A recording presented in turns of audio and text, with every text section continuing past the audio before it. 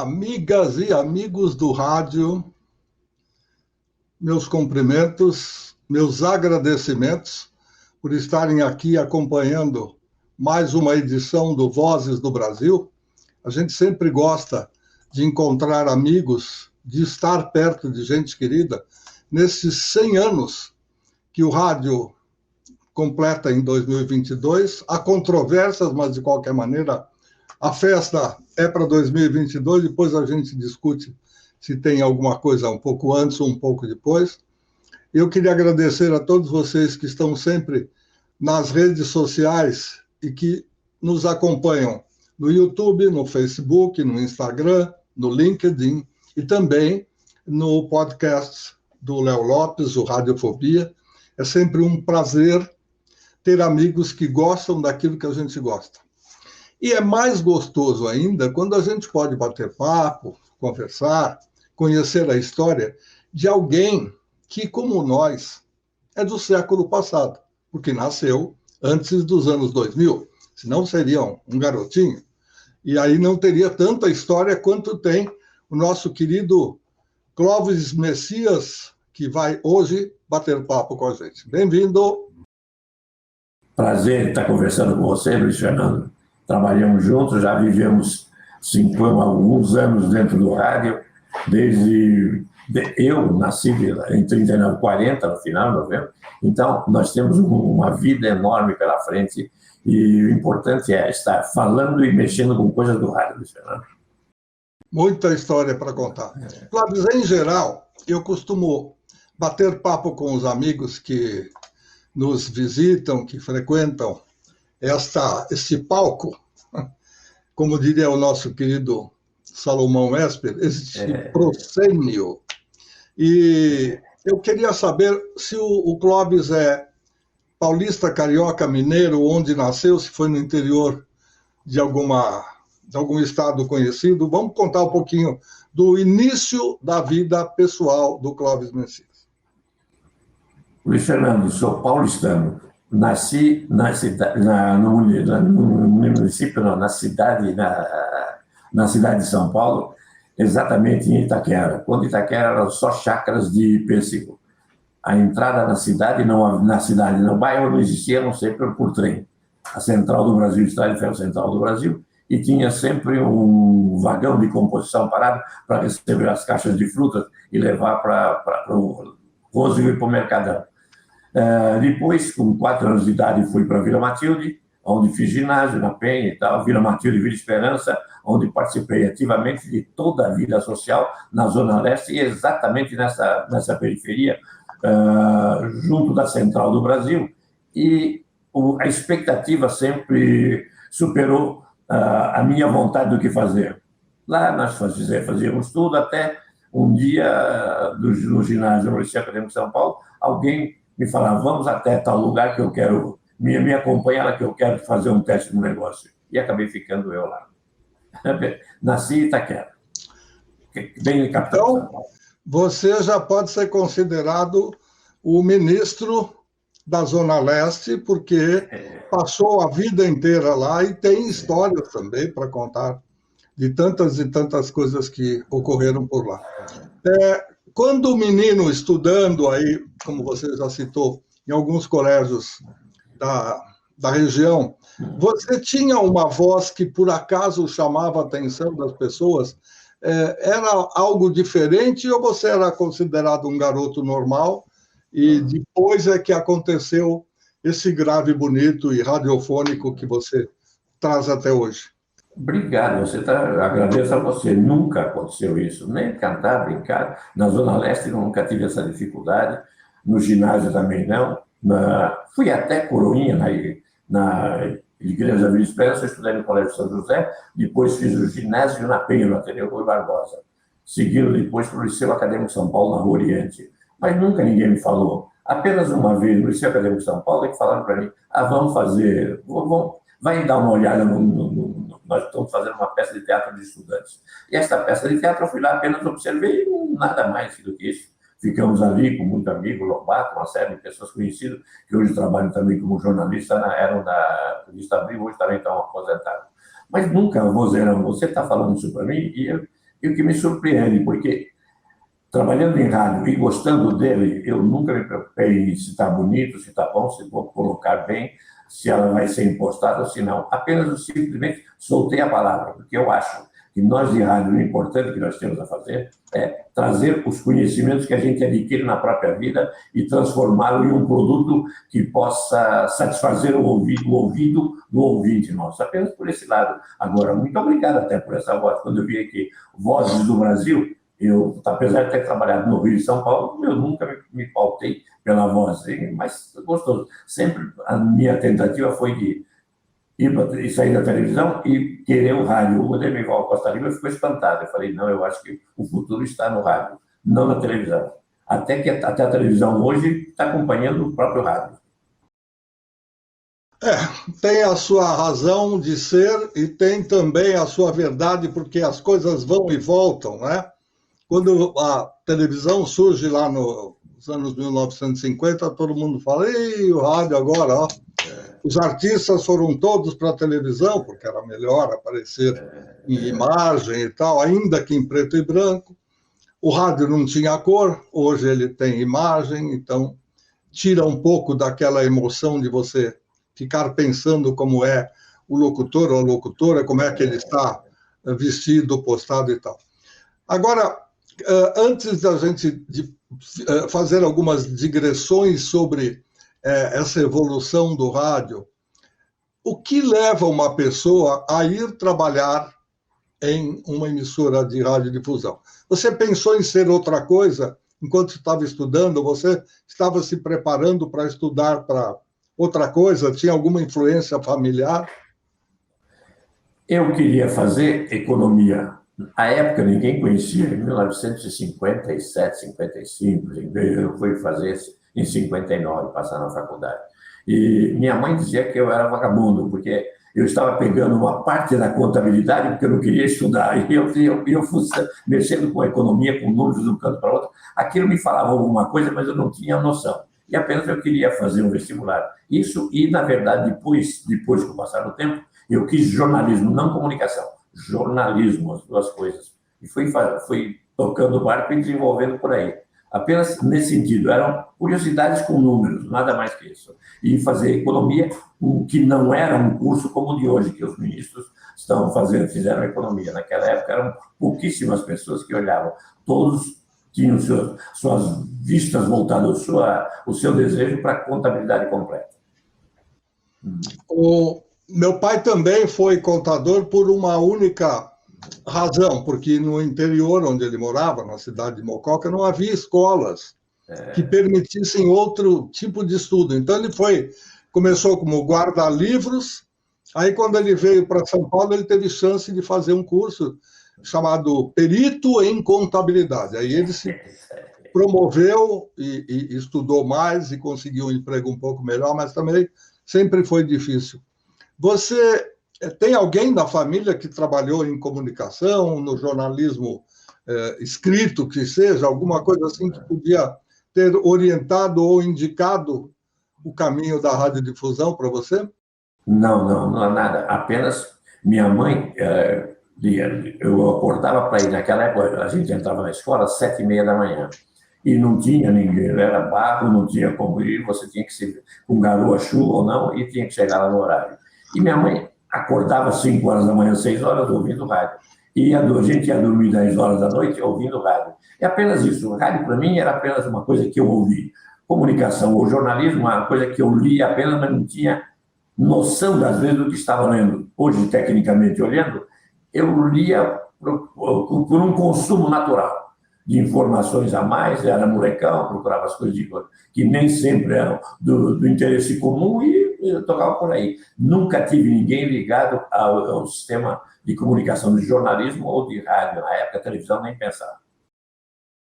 Qual foi a primeira oportunidade que apareceu na sua frente para que você pudesse ir ou escrever ou falar, fazer alguma coisa numa emissora, numa empresa de comunicação?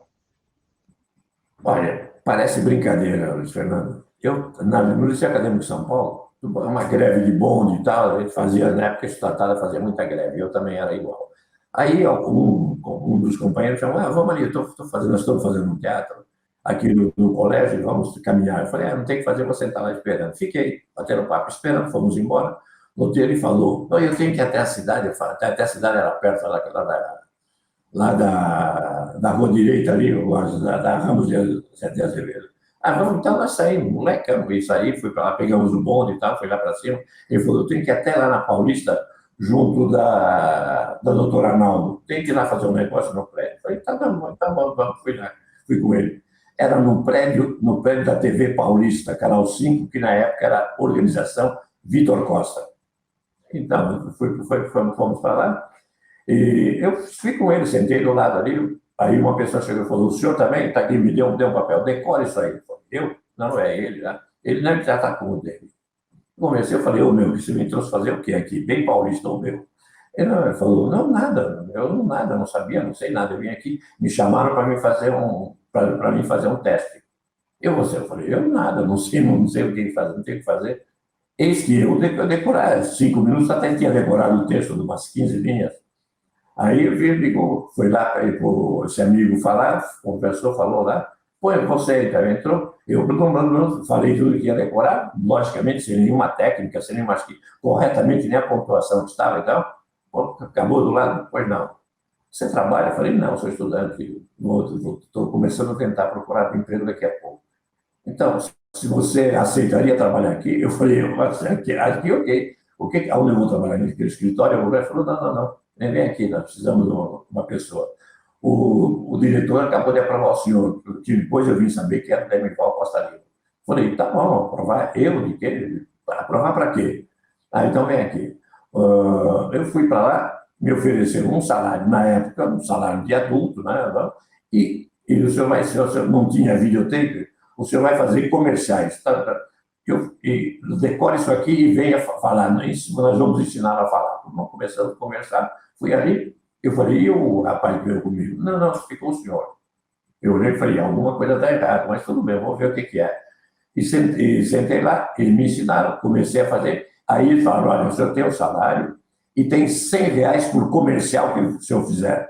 Falei, tudo bem, quando eu faço, vou fazer quando pensei em gravar qualquer coisa nesse sentido. Ele falou, não existe videotape, é tudo ao vivo. Os comerciais, acabei virando o chamado, uma época de garoto propaganda. Fazia 4, 5 por noite, vinha depois no programa do Manuel da Nova, enfim, aquele sucesso todo enorme. E eu fazendo do Todd, Calouros, do Ari Barroso, eu não sabia nem o que fazer. E fazia, aquele foi ficando, aquele foi caminhando. Foi ficando, e eu fui fazendo amizade num canto e outro. Né? Depois nós descemos lá da Consolação, aqui para Glete. Aí já entrou o Vitor Costa lá, depois foi negociar com a Globo. Nessa época, a Rádio Nacional, que era afiliada à nossa antiga Rádio Nacional de São Paulo, ela tinha o programa Manuel da Nóbrega e na Sebastião Pereira.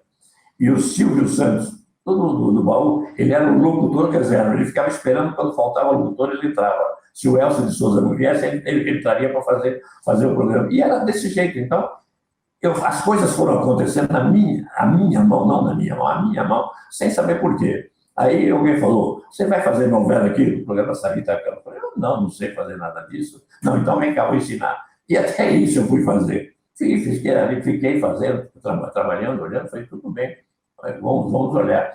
Fiz muita amizade com o Moacir Pacheco Torres, que eu gostava de futebol, eu já jogava futebol, joguei até em juvenil São Paulo, do Juventus e tal.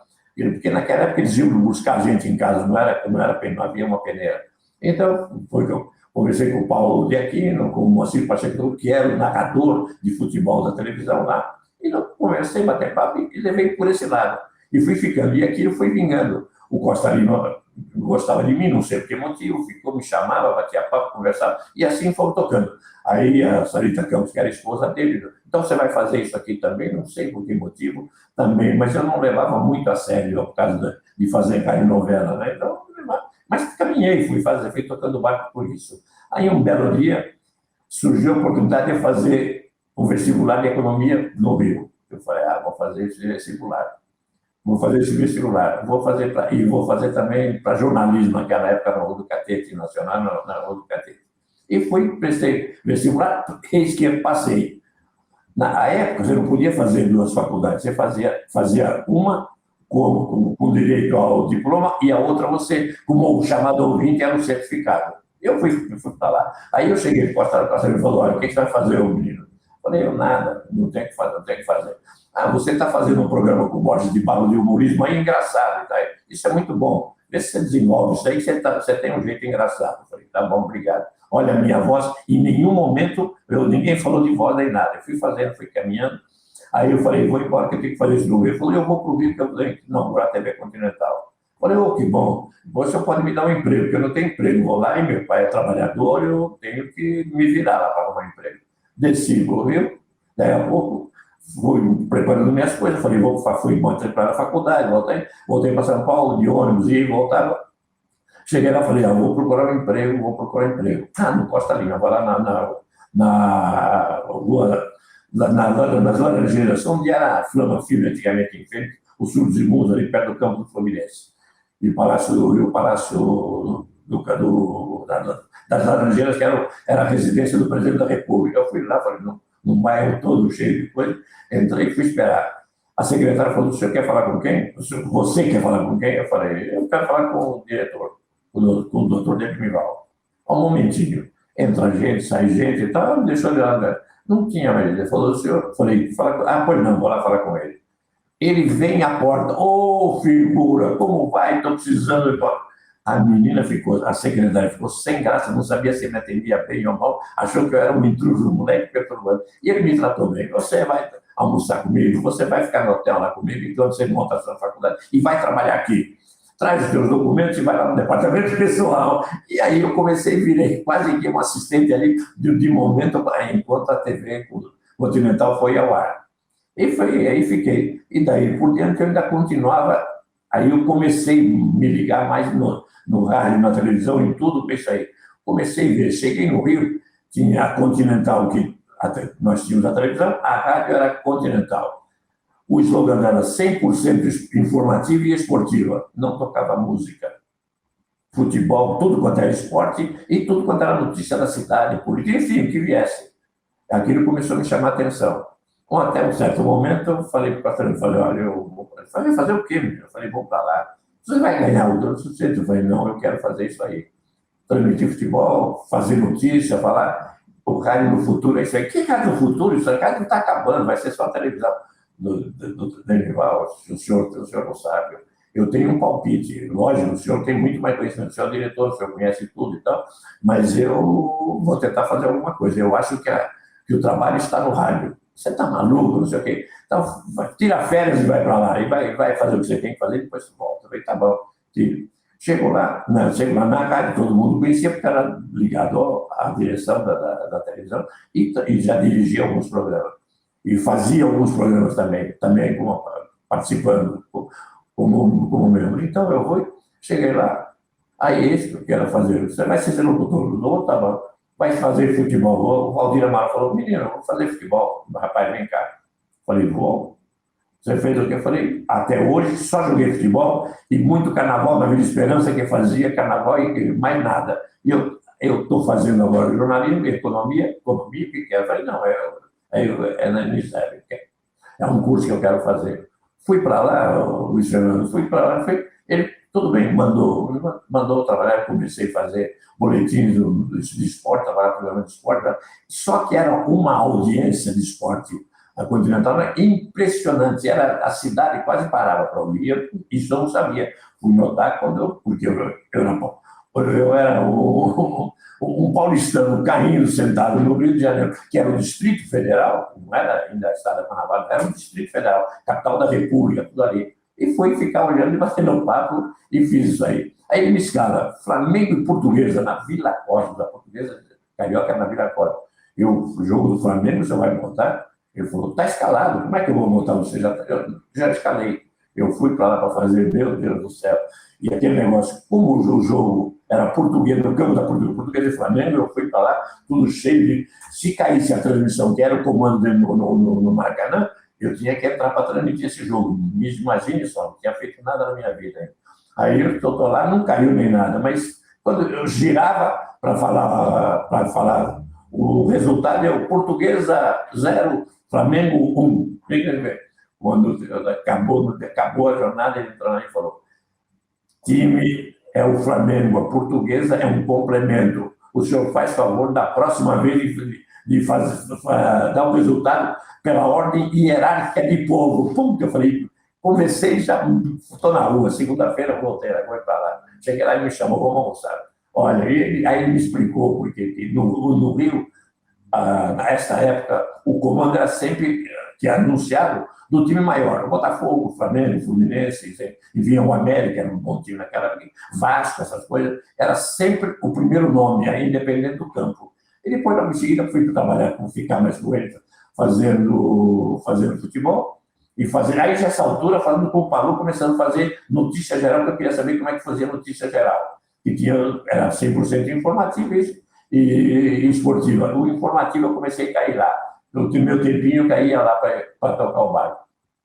Em seguida, a gente fazia a abertura do jornal antigamente, e depois ele entrava para transmitir, a gente ia atrás do gol, complementar a jornada. Então, ele fazia o gol, saía pelo escanteio, a gente complementava, transmitia o escanteio, só que havia um diapasão, você tinha que entrar na afinada com o narrador. Não era, ele veio no ritmo, você tinha que entrar no mesmo ritmo. Então, comecei a fazer, que eles chamavam de metal ponta, e, pô, estava bem da vida. E comecei também a tocar e me mexer, quando tinha uma matéria geral, eu queria fazer, eu via na caminhonete, comecei a trabalhar também com matéria geral.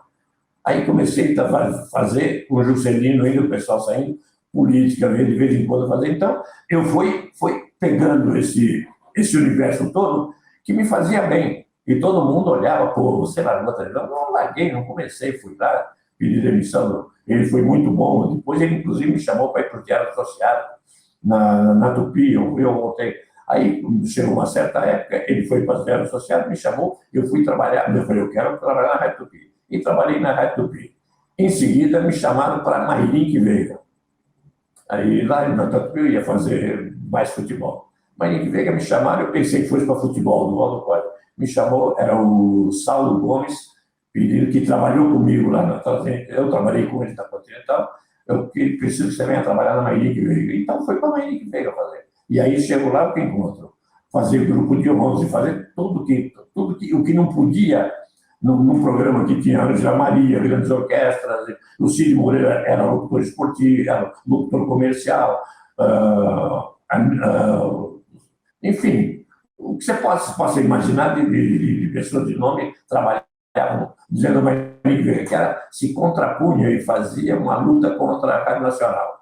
Então, o Chico Anísio, enfim, a Francila dele, que era a esposa dele na época, grandes orquestras e tal, e parava entrando como noticiário, mas o noticiário que eu deveria arrumar de uma maneira quente. Comecei a usar telefone. Não pode fazer telefone por notícia, aí. Eu posso fazer o telefone vídeo do vídeo, não. Só que eu, então, arrumei uma maneira de fazer. E montar um grupo de 11, que depois virou político, virou um monte de coisa. Eu gostava disso, de fazer, de pegar o nada e tentar construir alguma coisa. E fui dando sorte, fui lá ficando, montando, e nessa altura eu era um molecão, mas estava com um cartaz enorme, transmitir carnaval aí lá na Mairink, o Saulo falou, olha, nós temos alguns caras aqui, mas para segurar, só vai ter você, eu, não sei o quê. Eu falei, o quê? Vamos fazer 90 horas de carnaval. Falei, vamos nós. Falei, vou dormir bastante, e vou dormir aqui na rádio, se der um cochilão. E aí começamos, 90 horas de carnaval, pau. Nesta época, quando começou 90 horas, porque a gente estava 90 horas já disputando audiência com o Continental, com tudo isso aqui, o Ari Silva pega e ia fazer o último LP dele. Aí o LP fez o LP dele e ele falava com esse LP. Alguém, aí é que está a vantagem de ter broadcast. Alguém comentou para a gente como é que fazia e que tinha essas falas do Ari Silva. Ele vai para o hospital, um pouquinho antes do carnaval. Nós pegamos aqui e ficamos olhando o Fakir, o apelido dele era Fakir, o Saulo Gomes. O Fakir falou, vamos decorar isso aqui. Falei, tudo bem. Ele falou, você vai comandar a transmissão de carnaval. Então, falei, tudo bem, estou tudo em ordem, vamos ficar atentos. Vamos ver se nós damos sorte. A escola de samba Império Serrano estava fazendo o desfile. Estava entrando no desfile no grupo especial com o tema Ari Barroso. Ari Barroso, falou, pô, Ari Barroso, aí ele estava doente, eu botei Silva até, Ari Barroso. Ari Barroso, que é o Silva era um amigo. Então, botamos Ari Barroso, vamos botar isso aí, vou transmitir.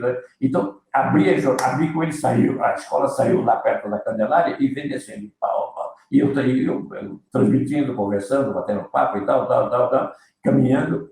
Esse, quando chega diante da cabine da escola, com as duas primeiras alas, entra uma alô, Clóvis, pois não, acaba de falecer na clínica em Botafogo o compositor e radialista Ari Barroso.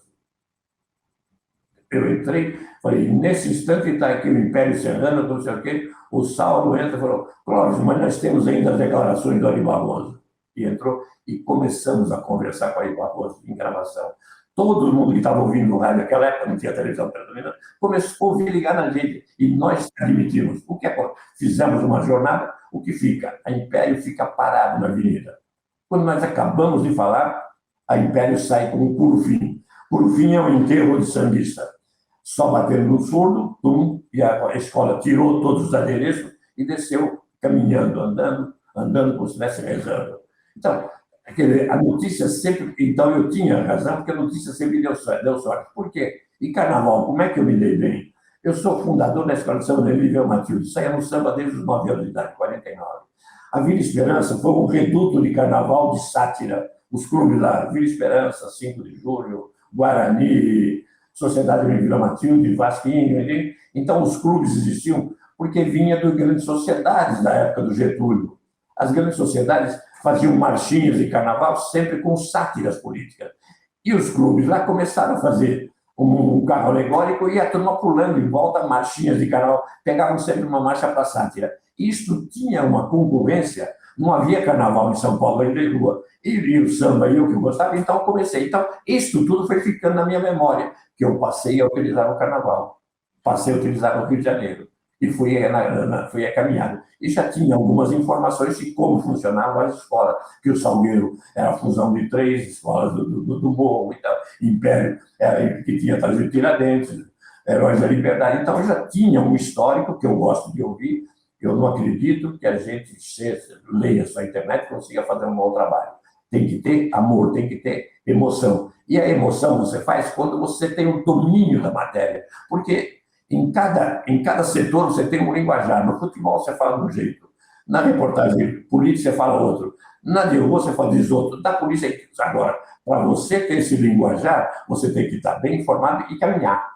E em cima. Então você traz confiança e informação a todas as pessoas que estão ouvindo.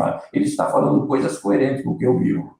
Então, quer dizer, eu deduzo isso hoje. A época não, eu ia fazendo, encaixando, colocando, porque isso fazia parte do meu espírito, da minha vontade, do meu necessário para montar como jornalista. E assim eu fui caminhando, Fernando. Fui caminhando até deixar a vida lá sossegada, deixar o Rio, fiquei muito bem, achei um ótimo lugar para trabalhar, tenho amigos até hoje, não teria dúvida em continuar morando no Rio, tá? Apenas que a coisa ficou um pouco triste para o rádio lá no Rio, então o retorno à nossa capital, à casa dos meus pais, era natural. Triste ficar falando tudo isso, Luiz Fernando. Não, eu estou até bastante atento, porque você fala de algo que não é muito comum a gente conversar, e é exatamente como você tocou agora há pouco, a transmissão de um jogo de futebol, esquece a televisão, no rádio, é importante você prender a atenção das pessoas por aquilo que você está tentando acompanhar. Quanto mais em cima da jogada, vai haver comentário, vai haver um pouco de adjetivação, mas, de qualquer forma, é preciso narrar, né? O rádio não permite buracos e tudo mais. Na transmissão de uma escola de samba, aliás, eu tenho várias perguntas para fazer para você a respeito disso. Mas vamos lá, numa transmissão de escola de samba, enquanto você está no ar, você tem a música, o samba enredo. E não é para isso que tem toda uma equipe montada, e custando, inclusive, para fazer a transmissão. É para contar as coisas que estão acontecendo. Você tem alguém na dispersão, você tem alguém esperando a próxima escola para entrar, você tem alguém na área policial para ver o que é que está acontecendo. Isso sempre teve e sempre tem espaço para a transmissão. A minha pergunta no futebol, você pode fazer comentário, bater bola com o seu comentarista e tal. Na transmissão carnavalesca, que você tem um espaço imenso para ser percorrido pela escola, tem tempo certinho, tem lá o jurado atento para ver se tudo está sendo cumprido, tem um que está controlando. Tudo isso, você, preso numa cabine, não está vendo. Você tem que ter seus repórteres no outro canto. Mas existia, já nesse tempo que você citou, alguém que escrevesse a história para você, não vou desenrolar, mas para você poder narrar, enquanto a escola está se desenvolvendo, um pouco da história dela, um pouco da história do carnaval, um pouco da história do samba enredo. Isso não se faz de memória. Isso deve ter lá um calhamaço produzido, escrito, feito com antecedência, checado. Como era isso no começo? Olha, no início nós tínhamos 10 quesitos a ser julgado, lá no Rio mesmo, 10 quesitos. Então você tinha conhecimento dos quesitos e o que acontecia? Também tem conhecimento dos enredos que as escolas trarão. O que é fácil? É pegar as histórias e as escolas, você correr normalmente para conversar, ou não, ler alguns livros que montassem coisas da cultura brasileira, que todo tema tem que ser brasileiro, hoje não, está meio bagunçado, mas então você tinha sempre a expectativa do que vai aparecer. As alas, normalmente, naquela época, elas vinham puxando sempre os temas, cada ala representava um movimento, por exemplo, da Chica da Silva, as danças que tinham, o cativeiro e tal, era a luxúria, a luxa, luxo, não luxúria, no caso era a luxa, e aquela festa. Luxúria era a bagunça, a baderna de volta. Então, bem ficava. Quando você pegava, à sua frente, você notava e tinha certeza que ela foi preparada. Agora, tinha que gostar e ter ido olhar carnaval. Tinha que saber dos 10 quesitos. Tinha que saber como nós montávamos, como eram montados os temas. Então, vinha desenvolvendo. As baterias, elas eram de andamento, mas elas procuravam ter sempre, em algum momento, uma passagem de um ritmo. Bahia de Todos os Deuses, tinha que ser alguma passagem, porque citava Bahia. Você tinha algum tema mineiro. Você tinha sempre uma passagemzinha. Quando se falava em bateria, não é esse bum, bum, bum, esse bum, meu boi. Eram os toques. Primeiro a batucada era o ponto principal. E depois as passagens que aconteciam de acordo com os próprios enredos. Hoje, inclusive, nenhuma escola está fazendo aí, tanto que a predominância de escolas de samba ligada a clubes de futebol. Então, montou-se um bando de gente pulando que nem maluco lá e fazendo carnaval, como se fosse um salão. Então, nessa época, nós tínhamos as alas trazendo as histórias assim, e as danças. Tem sempre uma mão que mexe, uma mão que você caminha e faz. Para ser mais fácil para ele entender. Você tem o Pinto fez carnavalesco fez do Império uma homenagem a Carmen Miranda. Fazer um carnaval todo com a Carmen Miranda? A Carmen Miranda. Ele pegou a Carmen Miranda e na cabeça tem as frutas, no corpo tem o colar, as saias, e ele montou uma escola com 15 alas, cada um com o setor da Carmen Miranda de alguma coisa que ela vestia durante fazer os espetáculos, que foi para os Estados Unidos, para a Europa, enfim. O pianista dela era o Vadico, Oswaldo Bogliano, que é paulista, era paulistano, nascido na Vasco da Gama, número 56. O Vadico, parceiro do Noel Rosa, um grande pianista, um grande jazzista também, eu gosto de jazz. E eu já bater papo. Então, o que eu fiz? Lembrei, li alguma coisa dela, via, e o que ele vai fazer daqui? Então, o carnaval vinha em cima daquilo. Era fácil você transmitir. Agora, tem que ter uma linguagem de carnaval, porque tem os componentes das escolas, tem os simpatizantes e tal. Se você não fizer uma linguagem próxima do carnaval, entra aquela história que eu falei. Vai a escala, fulano vai trabalhar. Primeiro se repete, segundo não usa os termos, e aí a credibilidade vai para o vinagre. Por isso que eu digo, eu sempre fiz questão de ter uma vivência. Vou fazer um comentário político.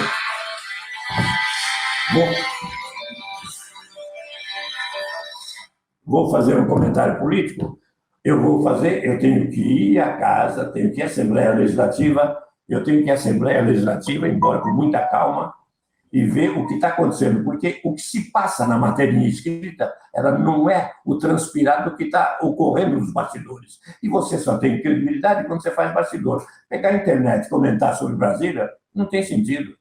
Eu fui fazer eu vivia muito em Brasília, quando pela Bandeirantes, na PAN não, mas já pela Bandeirantes, pela Jovem Pan não, mas, e fui fazer. Um dia teve lá uma situação. O Zé Paulo entrou e falou: o que vai ser? Eu falei: olha, a lei de anistia, 10 minutos, está acertado, programado com todas as lideranças. Eu vou pedir uma linha e fazer aqui, tá bom, tá legal. Vou lá fazer 10 minutos e de manhã, era por volta de 10 horas, vai entrar, tá legal. Eis que alguém pede uma questão de ordem nos primeiros 10 minutos. Essa sessão de 10 minutos foi até 10 horas da noite e eu tive que transmitir sozinho. Se eu não tivesse inteirado, eu estaria me repetindo sobre o nada. Eu não estaria falando da ocorrência, da lei, o porquê que alterou, o porquê que pediu visto. Então, você tem que ter domínio. E pela internet, você vai fazer o quê? Uma coisa que todo mundo está vendo sem o sistema nervoso, sem o conhecimento, sem a arte que está dentro de você. Então, por isso que eu estou fazendo. Então, estou citando exemplos paralelos. Esse era o Carnaval. E por isso o que aconteceu? Eu já vinha de fundador da Nenê de Vila Matilde. Então, desfilei. Então, tanto quando eu cheguei no Rio, o Haroldo falou: você vive sábado, domingo, jogo de futebol aí, mas você fica esquisito na segunda-feira. Eu falei: você queria ver um sambinha, como é que tem aqui? Ele falou: eu sou salgueirense, vamos lá. E aí eu virei salgueirense, passei lá com ele e vi uma coisa maravilhosa, que era a fusão das 3 escolas. Então, você tem um transpirado, você tem uma linguagem diferente no Morro, você tem uma linguagem na Vila Esperança, na Vila Matilde, na Penha, você tem uma linguagem em Moema, você tem uma linguagem no Campo Limpo. Então, mesmo sendo em São Paulo, lá na Brasilândia, as pessoas falam coisas regionais. E se você não tiver exatamente dentro disso, você não consegue transmitir. E na minha época eram os 10 quesitos. Então, você tinha que, pelo menos, preparar os 10 quesitos. Eu sempre procurei, nas equipes que eu trabalhei, que eu mandei, que eu comandava, eu sempre procurei levar as pessoas. E vou recomendar. A Sueli Valente, por exemplo, era uma que não precisava falar. Ela já, Claudinho, tal lugar, passei na Vitor e sei. Então, eram pessoas que animavam e que faziam com que a gente trabalhasse com muita segurança. Quando entrou esse negócio de televisão pagar para as escolas para desfilar, eu fui contra. Eu me manifestei contra, comecei a falar com os presidentes de escola de samba, aí uma da empresa falou: pô, você está me entregando, está me dedando. Eu falei: estou mostrando para eles que o dinheiro de vocês não vai ser nada. Vai sair daqui a pouco da mesada que as escolas recebem, a subvenção que recebem da FEB. Então, isso não é correto, porque vai intervir, fazer uma intervenção direta na cultura popular. Os folguedos, o Brasil tem folguedos por todos os cantos. É uma lindeza fazer escola de samba, um passatempo. E a escola de samba tomou e afastou as grandes sociedades com a sátira política, porque tinha uma beleza de arte da nossa origem, do nosso solo, da nossa poeira. Isso ficou bonito. Aí eles botaram esse bambu meu boi que está aí. Ninguém assiste, você não vê mais ninguém brincar, a não ser quem tem gente vai lá. 200 pessoas numa aula. Então, eu vou desfilar em tal escola. E fica, não vou desfilar, vai por lá e nada. E não acontece nada. Então, nós trocamos o sambista por quê? Por um cenógrafo, vamos botar, para fazer carro alegórico. Pô, o meu carro alegórico está bonito. E o samba? Não, você viu agora, aquela alegoria tinha um defeito. E o samba? E ninguém fala mais do próprio samba.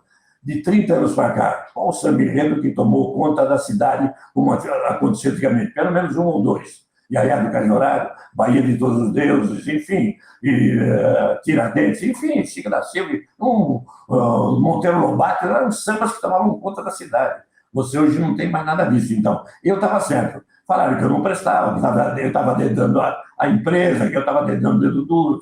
Falei: não é, eu não quero mais. Então, eu fui trabalhando sem vontade. Eu falava para o Zé Paulo: Zé, vou parar. Não dá. Eu fui pedir demissão.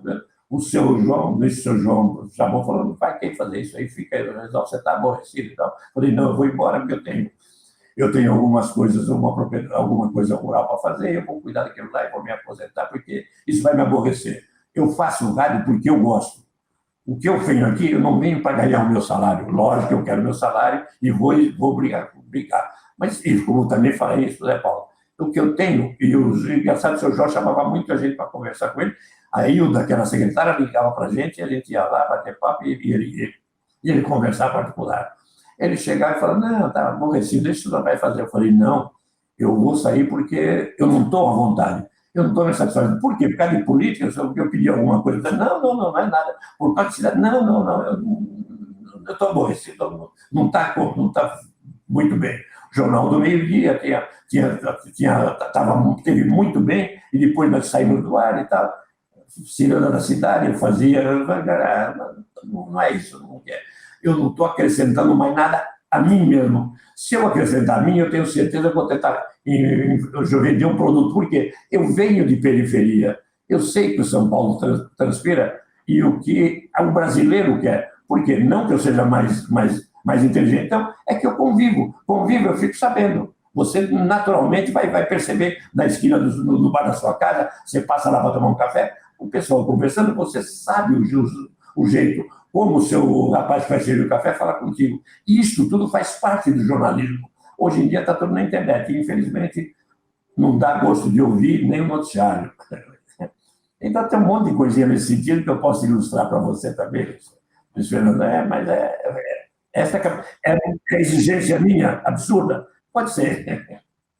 Enquanto você está contando histórias, nós estávamos pesquisando aqui com a produção, porque existem algumas fotografias no arquivo pessoal, então eu vou aproveitar e mostrar para os amigos alguma coisa. Deixa eu ver aqui. Eu vou ficar aqui inteiro na tela para você poder observar. Essa foto é uma das transmissões. Vamos ver se você se lembra do ano. Eu acho que chego perto. Pelo tempo em que eu estava trabalhando, estávamos com a cabine colada ali da Rádio Bandeirantes AM, da FM, ao lado da Globo Excelsior, onde você já citou, e algumas pessoas que a gente não pode, não tem a facilidade para mostrar exatamente. Aqui, essa próxima imagem é o pessoal que ficava na frente da nossa cabine e que fazia o transfer, como eu costumo dizer, rodando por ali. Nós estamos vendo de camiseta branca com o RB nas costas o saudoso Denilson. E a Sueli está ao lado dele. Exatamente. A Sueli citada está entrevistando. A Sueli funcionava como comentarista, como produtora. Sueli é oriunda da Escola de Comunicações e Artes da Universidade de São Paulo, do nosso tempo, lá dos primórdios também, e sempre foi uma expert. Agora, quem estaria aqui nesta fotografia? Francisco Palitos à esquerda, operando o som. Dona Sueli de Costas aqui com o embornal dela, e você olhando para a câmera, provavelmente quando alguém falou, Clóvis, olha para cá, vamos tirar uma foto ali. Perfeito, pode ser. Pode ser que está com o telefone no ouvido, pode ser, é verdade. Isso é mais ou menos isso aí. E aí era a tranquilidade da vida que nós tínhamos nessa época. Pois é. Agora, você que participou de tantas transmissões e foi um dos baluartes do Carnaval, não vou dizer para comparar o Carnaval do Rio ou o Carnaval com o Carnaval de São Paulo, porque não existe, e muito menos com o de outros estados, porque são manifestações muito próprias, muito diferentes e tudo mais. Agora, considerando o sambódromo, que depois que saiu da avenida, que era aquela liberdade total, foi lá para o sambódromo, ficou tudo muito acertadinho, muito definido, não é? E tinha que cumprir as metas, como já citamos e tal. Entre o sambódromo do Rio e o sambódromo de São Paulo, Aconteceu alguma coisa que você pode dizer, não, esse foi super bem feito, esse foi feito para o evento, deu certo, ou era melhor o carnaval livre da avenida? Bom, eu gosto do Carnaval Livre, de qualquer jeito. Eu sou oriundo de Carnaval Livre, no Rio de Janeiro. Na época tinha um bloco, tinha os nossos blocos, o Cacique de Ramos, Boêmio de Irajá, bloco do Cacique do Gelo, enfim, o Bafo da Onça, e as escolas de samba e a sociedade. Então, era um carnaval mais descontraído. Os blocos, por exemplo, tinham 5, 6, 10 mil pessoas na rua caminhando, cantando sem problema nenhum. Aqui Vila Esperança e tal, era também uma brincadeira gostosa. Agora, quando entraram no sambódromo, no Rio nós temos um problema até hoje, a entrada das escolas de samba. Eles fizeram uma grande avenida e toda vez tem acidente, até já andou morrendo gente. Tem a dificuldade de entrar. Nós não temos isto, não, né? mas ficou um pouco frio. Eu não quero falar, porque senão eu vou pichar quem comprou o carnaval. Entrou e começou a querer interferir nos 10 quesitos que eu escrevi, os daqui de São Paulo. Primeiro, eu vim do Rio, eu fui o paulistano, fui para o Rio, fiz tudo que tinha lá, e quando retornei para trabalhar, foi passatempo. Tanto que no começo, na Bandeirantes, eu transmiti o Carnaval de São Paulo, que era no sábado, e o do Rio, que era no domingo. Eu dormia no avião e transmitia também às 15 horas do Rio. São Paulo e Rio, 30 horas, era mole. Dava para fazer tudo sem problema nenhum. Então, eu dormia no avião, fazia dos dois lados. Então, quando começou a entrar este interesse de uma empresa só comprar, não sou contra a parte comercial. Nós temos que trabalhar tudo que tem possibilidade. Agora, venda, a escola vai fazer um enredo, ela que venda. Se ela escolheu errado ou vai vender errado, o problema é dela, é risco dela. Agora, quando começa a vir um palpite de fora, e tem que ser desse jeito, fica mais fácil, mais dinâmico, então você começa, pega uma imagem no começo, uma imagem do fim, uma imagem do meio, e você não tem noção do enredo que está se tocando. Depois um mando de gente pulando, e você não vê mais passistas de nome como tinha antigamente. Tinha as pessoas que não sacavam o que eram, trabalhavam no escritório, operário, enfim, de todos os lados. Como nós tínhamos as irmãs Marinho, no Rio, que correram a Europa toda, junto com a Mercedes Batistas, o conjunto brasileiro, rodaram a Europa toda. Então, saía do samba da origem, e a Mercedes Batista foi bailarina do Municipal do Rio, em primeiro lugar. E aqui nós estávamos iniciando esse trabalho nas próprias escolas. Então, cortou-se o Rio que aceitou, e aqui São Paulo também atrofiou. O que acontece? Porque existiam pessoas que falavam, tal bateria é melhor. Não é que tal bateria é melhor, ela fazia uma melhor batucada e introduzia no enredo o andamento do tema que tinha, que ela trazia para a avenida. E muitas pessoas não percebiam, não tinham ouvido para ver essas nuances de bateria que entrava rapidamente e saiu, e ficou essa história. O que era mais fácil? Em vez de ficar olhando esses passistas e tal, era mais fácil fazer o quê? Era botar um samba corrido, como é corrido até hoje, fazer alas amontoado, para fazer o quê? Eu falei, olha, é para fazer merchandising dos programas deles. E eu não vou participar disso, não sei o quê. Ou não sei o quê, mas aí eu não vou falar o nome, 2 escolas aderiram e convenceram os outros a levar o dinheiro. Até então nós estávamos ganhando para que nada disso acontecesse. Então levou. Tinha esse esse barulho todo. Antigamente, e tinha o que você falou da avenida, o corredor. O povo ia dos bairros, ia tudo com vontade de ver o desfile que começava às 8 horas da noite e às vezes até 11 horas da manhã, porque atrasava um pouquinho entre um e outro e tal, e aquilo ia caminhando. E havia uma descontração, havia um amor, você via o rosto alegre, brincando. Isso que me satisfaz. Então você tinha o balanço das pessoas e a beleza. Agora, o que foi, não é a pista. A pista no Rio tem esse defeito, vai ter que consertar um dia. A dispersão não é ótima. Nós temos aqui dispersão boa e a saída também muito boa, mas temos esse problema, esse produto vender por promoção. E isso não vai dar certo. Hoje me chamaram para tentar restabelecer, inclusive, regras para o desfile das escolas de samba, que eu não acredito que a gente fazer na Liga das Escolas de Samba. O estatuto que tinha antigamente, inclusive o desfile, aqui em São Paulo, eu trouxe no Rio participei, e fui eu que escrevi tudo na época. Então, chamar, ou você acha que podemos fazer? Eu acho difícil retomar, mas tudo bem, não acredito que vá tomar, porque vai ter sempre uma influência de fora. E aqueles 5 minutos de fama, se aparecer na televisão, todo mundo fica feliz. Ah, vou lá entrevistar você na quadra. Eu dei uma entrevista na quadra. Então vai defender contra você. Você está defendendo o conceito dele o ano todo.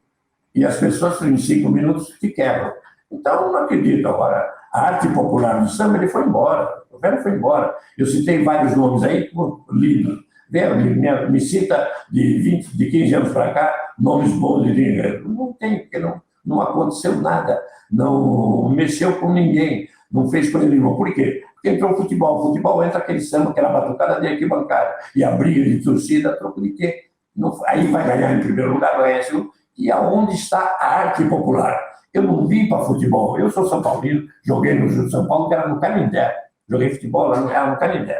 No juvenil, era infantil, juvenil A, juvenil B, juvenil A e aspirante. Então, no Juventus, mesmo na Rogelaria. Então, eles iam buscar gente para jogar bola em casa. Mas eu gosto de futebol, então sou viciado até hoje em futebol. Só não ponho o som. Então, a gente tem que caminhar e ver essa beleza. A arte popular é uma coisa, eu gosto de jazz, eu gosto de outra, eu gosto de bossa nova, eu gosto de samba de terreiro. Então, são coisas separadas e que nós temos que saber, a cada momento, desenvolver, sem que haja alguma dificuldade qualquer para a gente. E eu hoje continuo achando que vão continuar tentando fazer promoção de seus programas em cima de um carnaval que não acontece nada, não tem um sambista, não tem uma brincadeira, a não ser uma turma pulando que avisa tudo. Avisa o pessoal na escola que eu vou, no colégio, que eu vou sair da escola, no bairro, nada mais. Mas isso não acrescenta a cultura brasileira. A minha preocupação sempre foi cultura popular, trazer o carnaval como ele tem que ser, a trabalho e em função dos moradores do bairro, das pessoas que gostam da arte e que se envolvem de uma maneira ou de outra. E fica dentro disso. Fora disso, é um momento dois sem sentido nenhum. A gente observa, inclusive... Desculpa. Não, está certo, é isso mesmo. Porque a gente já não se lembra mais de sucessos do carnaval, sucesso de samba enredo. Ainda hoje, existe aquele livreto lá da Ordem dos Músicos, que quando vai ter carnaval, que ainda existe, num ou outro local mais longínquo, não nas grandes capitais, mas quando tem aquele bailinho de carnaval do interior, tem a bandinha local, eles tocam aquelas músicas lá do passado. Você não tem muitas folhas, do mesmo jeito que a música, tanto a música brasileira, menos, mas a música internacional também, do ano 2000 para cá, sobra muito pouca coisa, né? Para você dizer de memória, olha, as 10 mais do ano tal foram tal. Não tem isso.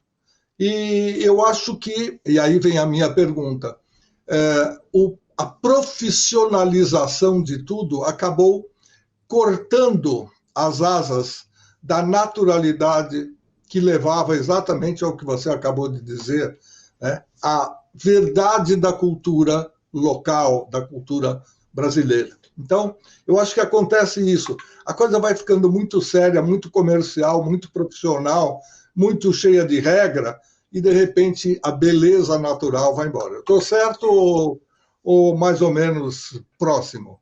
Perfeito. Eu te falei que eu escrevi o regulamento. Então, sempre eu fiz um regulamento preservando a atitude das pessoas, a alegria, a descontração. Não botei, vamos supor, os quesitos que eu não botei o regulamento, como se fosse uma marcha de 7 de setembro, marcha militar. Não tem nada a ver uma coisa com a outra. O militar está lá para fazer a vida dele, nós estamos aqui para descontrair no bairro e fazer a nossa arte, brincando. Você vê, falando em carnaval, as marchinhas de carnaval, que eram sátiras políticas, Getúlio, a isso, ao branco, ao preto, ao mulata, ao branco, e todo ano tinha graça de 10, 15 marchinhas tocadas até hoje. Eu nunca trabalhei em musical, nunca gostei de fazer. Eu faria hoje, contando história de todas as marchinhas, desde que eu tenho, desde a Chiquinha Gonzaga. Aliás, a Chiquinha Gonzaga, a família dela, no tempo do Império, Na Penha tinha a fazenda da família Gonzaga, que eram os tios da Chiquinha Gonzaga, que moravam em nessa época, a família dela morava em São Cristóvão. Isso tudo faz parte de carnaval, de arte, de beleza, de caminhada, Luiz Fernando.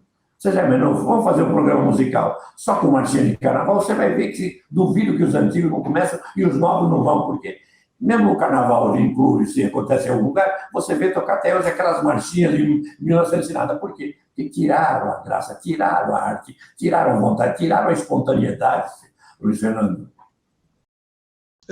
E o politicamente correto acabou atrapalhando muito a criatividade, acabou atrapalhando muito, inclusive, a lembrança de tudo aquilo que a gente já viveu. Aliás, é uma coisa que eu vou até questionar. Meus amigos programadores musicais, por que é que só toca música quando toca? De carnaval, no período carnavalesco, aí, no Trido de Momo, que já não é mais trido, já é uma semana, ou só naquele período?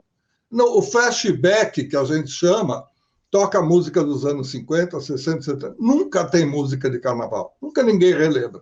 Fica uma sugestão aí para você, programador musical, você é capaz de fazer sucesso e fazer o diferencial na sua programação, em qualquer parte do Brasil, desde que você escolha uma música boa, que o público goste, que tenha na memória, que tenha na lembrança, e daí para frente. Clóvis, foi um show. Do ano 35, você tem marchinha até agora. Você dá para fazer sossegado, Luiz Fernando. Tem música para você tocar, voltar a fazer um programa um sábado de manhã para descontrair. Só tocando marchinha, não sei o que, indo embora, vai em frente, sem problema nenhum. Isso é uma coisa gostosa, que entusiasma. Eu gosto muito dessas coisas, porque ela transmite o que você fez, o que eu fiz, o que nós fizemos em grupo e o que nós discordamos. Isso é maravilhoso. Desculpa te cortar. Não, eu aqui, infelizmente, tenho que dizer para você que nós já estamos no final do programa. A conversa fluiu tão gostosamente.